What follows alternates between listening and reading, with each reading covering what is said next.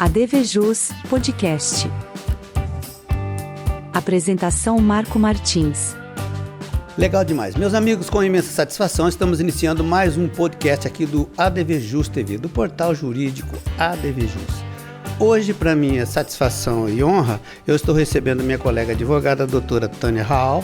Ela, como eu falei, minha colega advogada, presidente da Comissão de Direitos da Pessoa Idosa, aqui da 12ª subseção.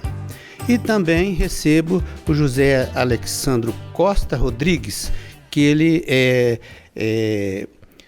quem tem a responsabilidade da gestão da Casa do Vovô aqui em Ribeirão Preto, lá no Ipiranga, né? E a pauta que separamos hoje para você é questões legais e sociais que envolvem o direito dos idosos. Legal demais. Doutora Tânia, muito obrigado, tá? Eu que agradeço o convite, muito obrigada. Tá certo. Vou te chamar de Alex, é mais fácil. Foi um prazer também te receber aqui, tá? Muito obrigado de você ter comparecido, participar aqui com a gente do podcast. Eu que agradeço, doutor, pelo convite. É isso mesmo. Doutora Tânia, a gente vai começar falando aí, né, de uma coisa tão importante que foi a realização de um congresso aqui em Ribeirão Preto, na OAB, né, que a senhora esteve à frente e que também teve aí a colaboração importantíssima do Alex. Eu gostaria que a senhora falasse um pouquinho do congresso. Sim, esse ano, em parceria, né, com o Conselho Municipal do Idoso, Secretaria da Saúde, Secretaria da Vigilância Sanitária, da Assistência Social também, nós conseguimos realizar a semana, né, da pessoa idosa para comemorar o dia 1º de outubro, que é o dia comemorado internacional da pessoa idosa. Então, nós conseguimos se reunir e realizamos no dia 1º um evento lá em frente ao teatro com atividades ao ar livre, como danças, coral, ginástica, etc. E no dia 2, eu consegui fazer o primeiro Congresso dos Direitos da Pessoa Idosa, com palestras, que foi muito importante. Nós tivemos a professora Carla, com o tema de envelhecer com dignidade. Tivemos a presença também do Alex, com a palestra dele de curatela e interdição para as pessoas institucionalizadas. Certo. O doutor João também deu uma brilhante palestra. Doutor André Leal, né? O doutor André Leal também, com alienação parental inversa, que é um tema novo aí, bastante curioso. É isso mesmo. Então, nós tivemos também, contamos também com a participação do Círculo Operário, que eles fizeram uma brilhante apresentação do coral deles. Foi uma junção de esforços, né? E no dia 3 foi um evento lá no Sesc que, assim, continuando as palestras. Foi muito bom também para toda a população. Importantíssimo, importante. Né? Então, Alex, eu gostaria que você falasse um pouquinho, né, da sua palestra lá, né, do que você expôs, da sua exposição, mas e que você também falasse a respeito da importância da realização de eventos com esse viés. Então, eu falei sobre a curatela da pessoa institucionalizada. Sim. Porque nós estamos com um desagravante, né? A gente está com uma fila muito grande de espera de pessoas que estão vulneráveis socialmente, aguardando uma vaga na ILPI. E a quem atende esse público é assistência. Muitas vezes a pessoa chega desamparada na instituição e os presidentes eles não têm noção da responsabilidade legal que é o Instituto da Curatela. Então, a gente está construindo essa história junto, sensibilizando, falando sobre esse tema, para eles poderem administrar esses bens. Porque a gente entende hoje que a pessoa, quando ela é vulnerável, não é só porque ela é desprovida de recursos financeiros, né? Às vezes ela o abandono familiar, às vezes até a violência patrimonial, e ela perde os seus bens. Então, o meu intuito é sensibilizar e capacitar esses presidentes quando a pessoa idosa precisa de curatela ou não, porque a gente sabe que a curatela é para proteger o patrimônio da pessoa para os seus bens, né, dos seus bens, para a sua existência. Sim. E o intuito dessa palestra foi para esses presidentes saberem da responsabilidade legal que eles têm sobre essa pessoa institucionalizada e qual a responsabilidade que ele tem sobre a curatela. Interessante, né? E o simpósio, a realização é muito importante, que que tenha outros também, né, doutor? Né, Alex? Não, a gente espera que, porque assim, como eu falei, as instituições hoje, elas estão mais profissionais, elas estão se profissionalizando. E para você poder ter uma instituição, você precisa de seguir diversas legislações, né? Dentre elas o próprio Código Civil, o Estatuto da Pessoa Idosa e outras demais legalidades. Sim. E esses simpósios é o momento desses presidentes, quem trabalha na causa da pessoa idosa, se profissionalizar, entender como que funciona todo esse processo. Vai lá buscar conhecimento, né? Doutora Tânia, também eu achei muito interessante, né, a realização, evidentemente, do Congresso, mas eu gostei muito dessa diversificação de participantes, né? Porque nós que somos aqui da área jurídica temos aí esse hábito, né? Vai ter uma palestra, um advogado lá de São Paulo, vai ter, são vários expositores, a maioria são advogados, mas no Congresso, que a senhora também esteve lá presente, teve médicos, né, doutora? Teve pessoas de outra profissão e teve, inclusive, o Alex está trazendo essas informações para a gente. Teve sim. Teve bastante pessoas da área da saúde. O maior peso ali do nosso congresso não foram os advogados, né? Inclusive, para os palestrantes, eu informei que era um congresso, mas não voltado para o advogado, e sim para o público, porque o nosso interesse, como bem abordou o Alex, era capacitar os profissionais da área da saúde, né? Então, o objetivo do congresso foi esse. Levar conhecimento, né, doutor? Isso é muito importante. Às vezes as pessoas têm aquele conhecimento, mas é aquela coisa introspectiva, e vem um congresso com nomes, com pessoas que são aí, que estão assim na boa intenção de levar aquele conhecimento, e quando coloca isso aí à disposição de tanta gente que precisa, né? Porque vamos aqui combinar a grande gama dos idosos, eles realmente precisam de amparo, estão sim numa condição de vulnerabilidade, né, doutora? É isso aí. Alex, então, a gente sabe muito bem, né, aliás, todos, né, sabemos das dificuldades, né, para uma gestão de uma casa, de uma entidade, né, a gente sabe que existe ali realmente muita dificuldade, né, e com certeza o Congresso trouxe essas inovações, e eu tenho certeza que também você só não levou conhecimento lá, como também você trouxe para você também algumas possibilidades de aplicação na vida prática, né, com o que você ganhou de conhecimento lá, estou certo?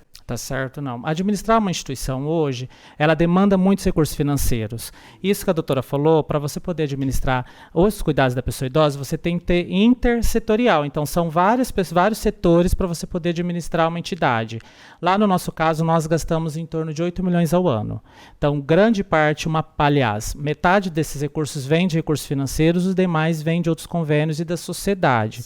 E lugares como esse, a gente se capacita para a gente poder melhorar essa gestão, otimizar recursos e conseguir fazer a gestão de uma organização.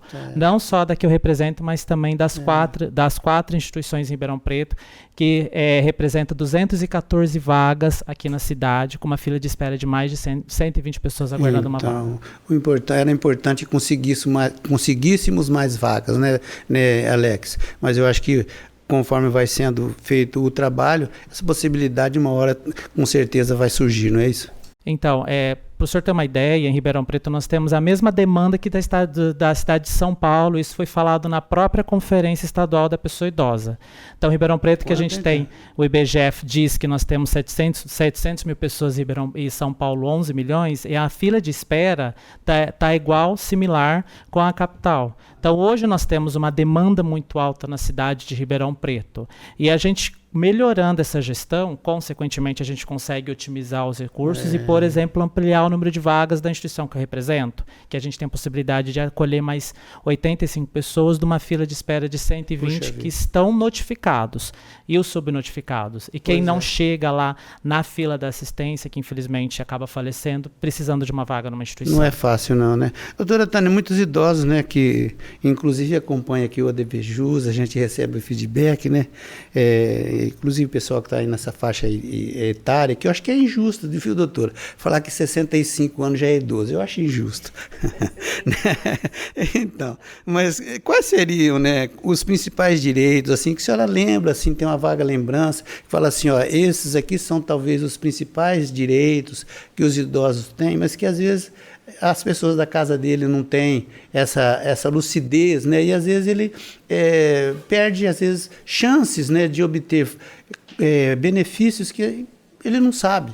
Sim, o idoso, se ele tiver um único imóvel, ele tem direito à isenção do IPTU. Olha que importante. Ele né? tem direito, para mim, um dos principais, que é a saúde. Sim. Né? Inclusive hoje, antes de vir para cá, eu li uma reportagem que saiu do STJ, que está proibido os convênios médicos aumentarem o valor do convênio pela idade. Então, isso eu acho que já vai trazer um grande benefício aí também para a pessoa idosa. Né? Direito ao trabalho. Né? Que é uma outra coisa muito importante e que o idoso sofre demais. Verdade. É verdade, tem muita coisa ainda que, com certeza, conforme vai passando, né, doutora? É evidente que a vida hoje está muito dinâmica e a gente tem que ter profissionais, né, que vão aí trazendo essa linha de esclarecimento para os idosos, né? Porque a pirâmide, né, a base da pirâmide vai crescendo de uma forma vertiginosa e ela está muito bem preenchida de idosos, né? Está muito assim. Então precisa realmente o conhecimento ir chegando, né, Alex? E a nossa sociedade, ela está envelhecendo, né? Sim, então, sim. eu acho assim, outra coisa, transporte público. Tem direito ao transporte público, ok. Só que e a condição desse idoso para ele subir no ônibus, para o ônibus parar no ponto certo, para o idoso subir, porque geralmente passa, né? Aí, vamos supor, os mais jovens conseguem correr, só que o idoso, nós temos idoso com andador, que depende do transporte público também. Então, não é só ter o direito ao transporte que eu vejo também o direito ao transporte e a condição dada para o idoso para esse transporte, né?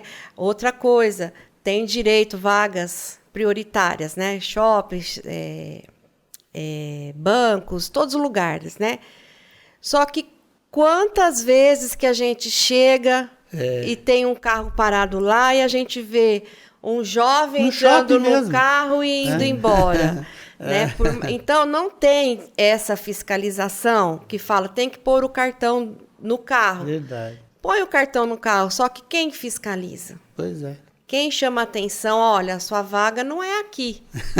Né? É difícil. Então, tem tudo, direitos, os idosos têm bastante. É isso mesmo. E um direito, assim, que eu fico muito preocupada com a dignidade desse idoso. Precisa ter. Precisa ter isso dignidade, respeito, principalmente dentro de casa. É isso mesmo. Né? Parar de sofrer golpes, né? Com empréstimo. Golpe é o que mais existe, né? Isso, empréstimo consignado. A gente está aí vendo uma gama de idosos todo dia procurando que não fez o empréstimo e que está sendo descontado.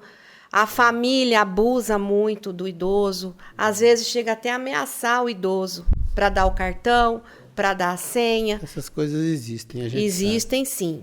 Então, é isso mesmo. Meus amigos, vocês estão aqui comigo no podcast do ADVJus. Eu estou recebendo o Alex, né, que é da casa do vovô, né, e a doutora Tânia Hall. Alex, assim, né, com a experiência que você já adquiriu, que você dispõe, você teria condições assim de dizer assim mais ou menos qual é o perfil, né, das pessoas que procuram e que eventualmente conseguem, né, o acesso lá na abençoada casa do vovô?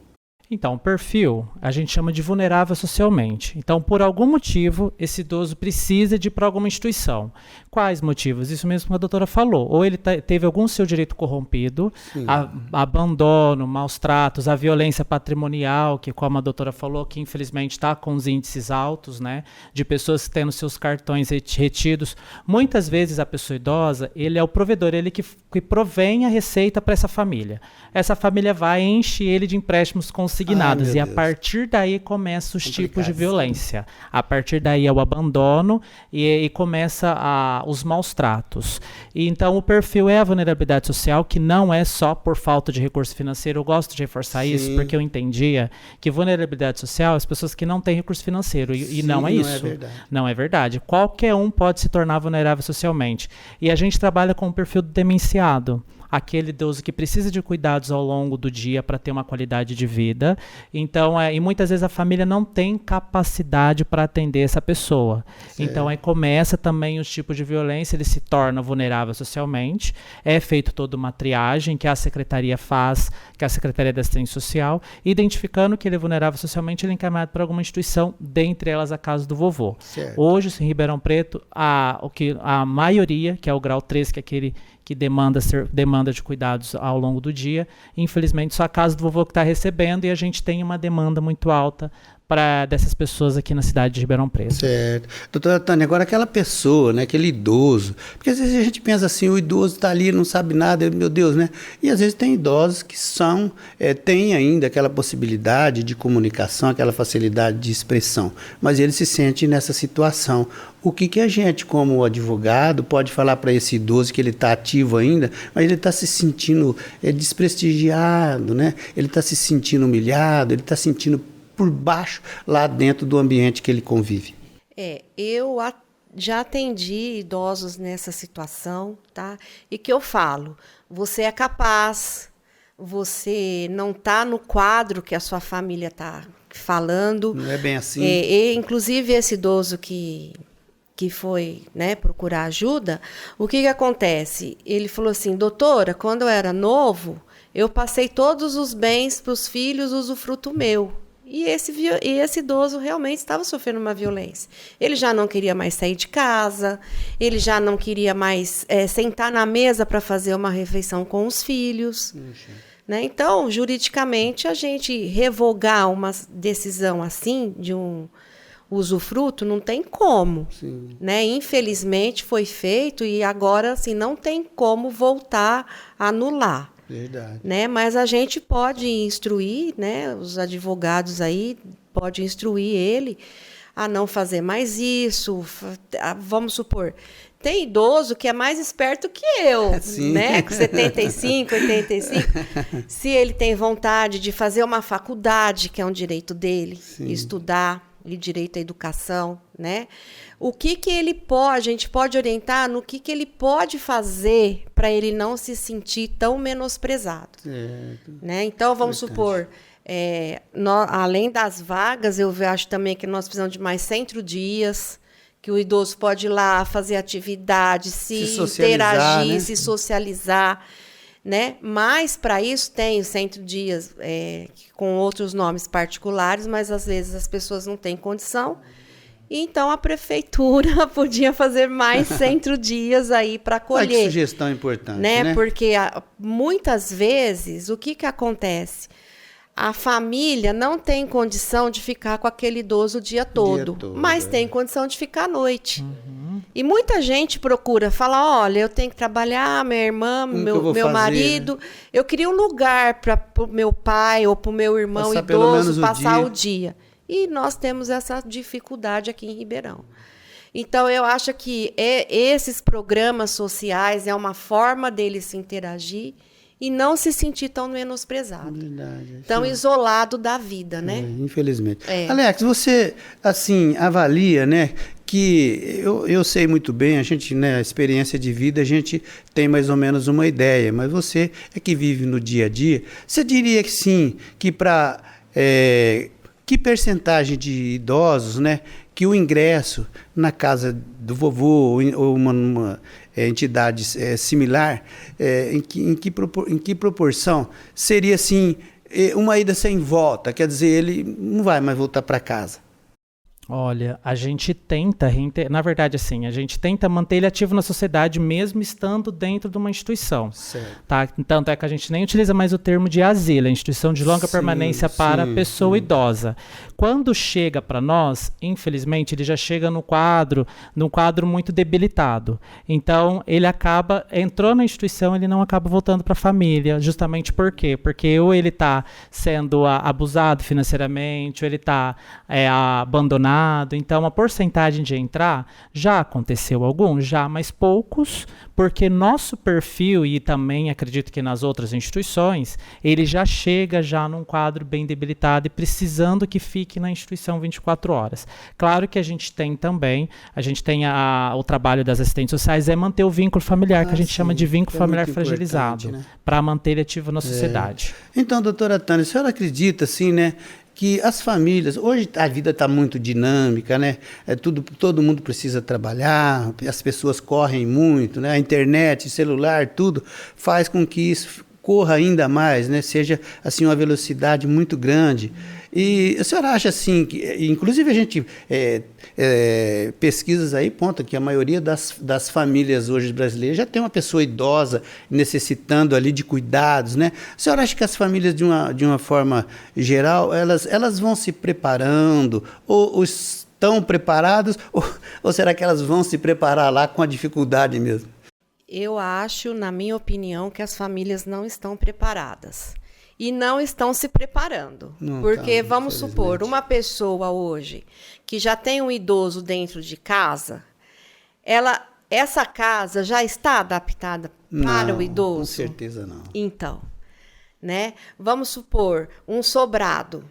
Mora a mãe, o filho, o idoso, que seja o avô, o filho, né? Sim.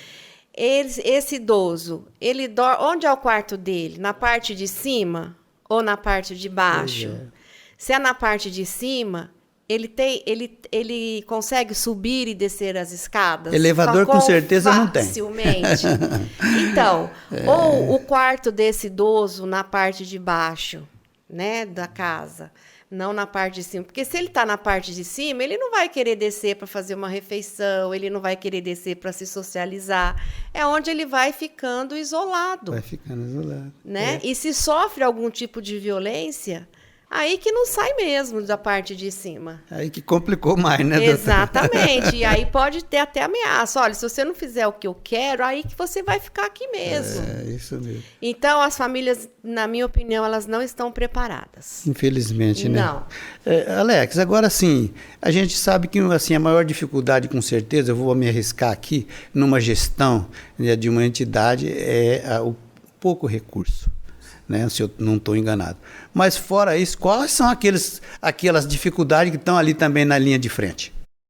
Então, a gente encontra, por exemplo, dificuldade de capacitação de profissionais, porque a gente tem que capacitá-los, porque para você poder cuidar, você tem que ser capacitado, porque o ser humano ele é complexo, ainda mais quando a pessoa idosa necessita de uma equipe interdisciplinar, né, para cuidar dessa pessoa idosa, o recurso financeiro, né, porque uma causa ligada à outra, também espaço, porque hoje a pessoa idosa, no nosso caso, ela chega muito debilitada, então a gente tem que fazer várias reformas ao longo do tempo para poder incluir essa pessoa e ela se sentir acolhida para ela ter acesso. Então, e no dia a dia, também, porque para manter essa pessoa idosa ativa na sociedade. Precisa, né, Alex? Também é uma dificuldade que a gente encontra. Então, a doutora Tânia, né, é interessante, né, que nós temos comissões e mais comissões na OAB. E agora eu não estou me referindo só à OAB de São Paulo, da nossa aqui, de tantas outras cidades aí, né? E gozado que em todas as subseções, né, nós temos lá a do jovem advogado, né? Isso. E é tão importante, jovem, né? Jovem advocacia. Isso, então, mas do advogado experiente não tem, né? Não, seria do idoso. Aí já cai da pessoa idosa. Porque nós não temos uma comissão do advogado 40 mais, 50 mais. Ou é jovem ou é idoso. Nós nos encaixamos aí nos direitos da pessoa idosa, né? Sim, mas eu já me encaixo. A senhora entende que talvez a própria entidade nossa também, ela peca um pouquinho, deveria também dar um pouquinho mais de atenção.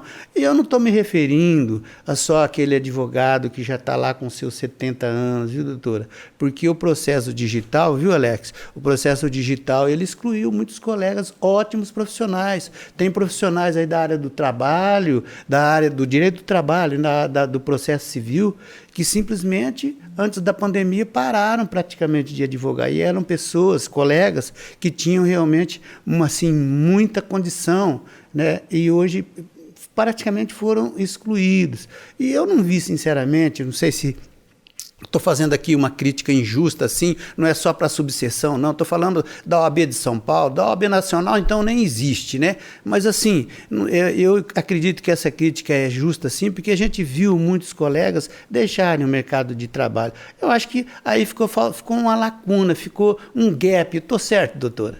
Tá sim. Inclusive, eu vejo a desistência dos colegas mais experientes no seguinte sentido: a mudança do sistema, do fórum, do processo digital. Quando nós estávamos com o processo físico que foi mudar para o digital, que veio o ESAGE, eu não sou idosa, mas eu tive vontade de desistir, porque era para mim um bicho de 7 cabeças. E eu venho da advocacia do papel mesmo, de pegar o papel, de pegar o processo físico, aí você manuseia, enfim.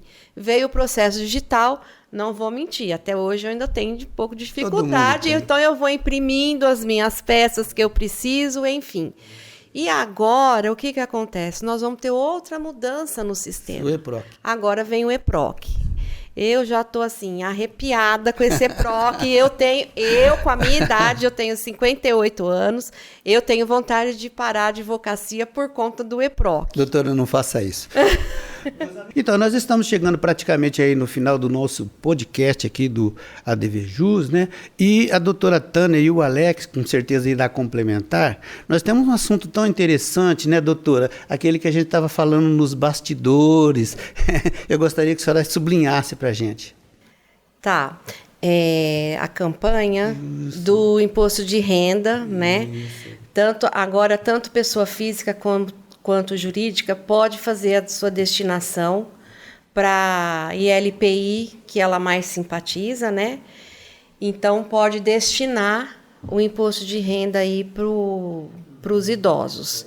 E é de suma importância porque todas precisam. Então, todas trabalham com outras campanhas para arrecadar fundos, tudo, mas é muito difícil, porque precisa ter profissional contratado, precisa ampliar vagas, precisa reformar quartos. Então, é uma necessidade. E para o contribuinte isso não muda nada. Ao contrário, ajuda quem está precisando, no caso daí dos idosos. Certo. Alex, você gostaria de complementar, né? A doutora falou uma sigla aí, as pessoas perguntam, nossa, o que será isso mesmo? Mas está ali ligado com a possibilidade de destinação da verba ali do imposto de renda, né?